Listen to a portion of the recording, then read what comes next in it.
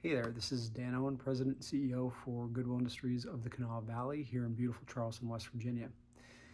Today, I want to talk a little bit about ambiguity and how we deal with the unknown. This is a question I get asked a lot by members of my team, by individuals that I mentor, by individuals who follow me on other social media platforms. And so I want to talk about how personally I deal with situations where there is no clear right or wrong answer. This is one of those topics that experts can spend days discussing and really picking apart. But for the purpose of brevity, I want to kind of break it down into three distinct points that maybe I look at how I deal with those situations. The very first thing I do is I try to collect as much data, as much information as I can on the topic.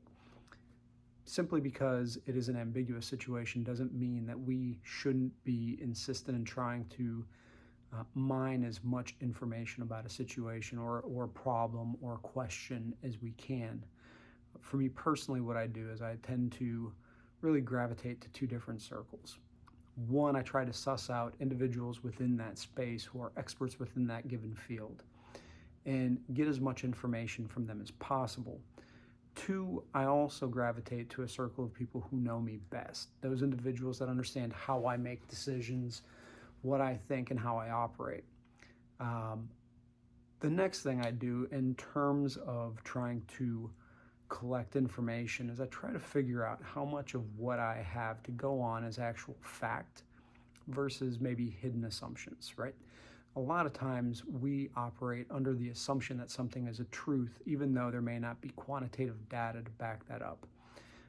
A lot of times we are operating under an assumption that something is indeed a fact when maybe it isn't. And so trying to determine which is which.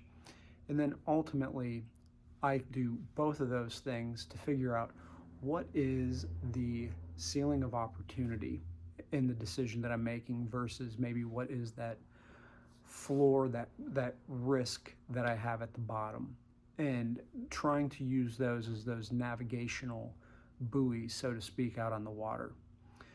Now, if that was point one, the second point I would say is understanding your true north and following it. And what I mean by that is, why do you do what you do?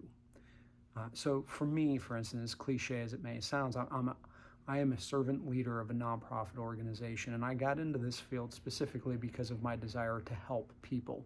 And so my true north is always putting people first. And to give you just a couple quick examples of that, back in 2017, I was the Chief Operating Officer for Goodwill Industries of South Texas when Hurricane Harvey hit Corpus Christi. And whether it was Hurricane Harvey in 2017 or the pandemic of 2020 when I was the CEO here in Charleston, my very first thought in every decision I made it with the first thought of, how is this going to impact the people around me? Do I, if it's a hurricane, have the ability to track where all of my employees are? Are they healthy? Are they safe? Do they have everything they need to be whole? Okay, that's my true north. But even when we're talking about things like termination, it's easy for me to make a decision when to maybe exit an individual when I can view it through the lens of, how is this individual's performance impacting the people around them, right? My true north, my compass is taking care of those people around me first. So I stick to that. And the last point is truthfully probably the most important out of all of them, which is accept the fact that you will make mistakes. It's just a given. No one makes it through life batting 1,000.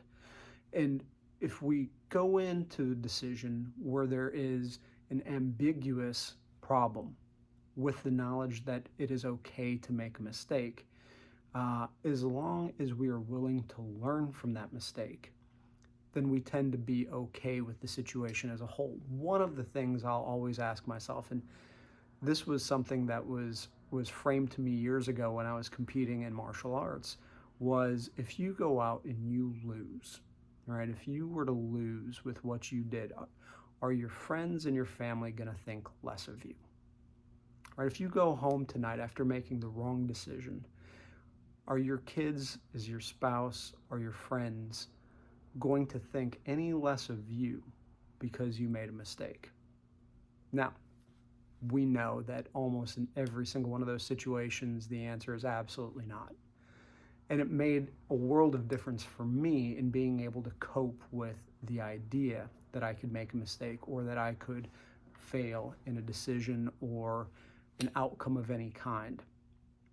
So when we go ahead and we look at all three of those things, collecting data, knowing our true north, and accepting that mistakes can happen, it makes it exponentially easier to deal with situations where there is no clear right or wrong answer. Now, one of the things that I'll leave you with is this, that dealing with ambiguous situations is a muscle. The more that you do it, the more that you work it out, the more that you are forced into situations where you're having to apply this type of decision-making skill, you will get better. You will get more comfortable. And the more comfortable you get, things start to slow down. And when things slow down, you make better decisions. And so don't be afraid to put yourself in a situation where you're having to deal with ambiguity. It is only going to stand to make you a better leader. With that, if any of this resonated with you today, do me a favor, hit like, subscribe, and I will continue bringing more content, hopefully that will help improve all of our abilities to lead our organizations or just grow personally. Thank you.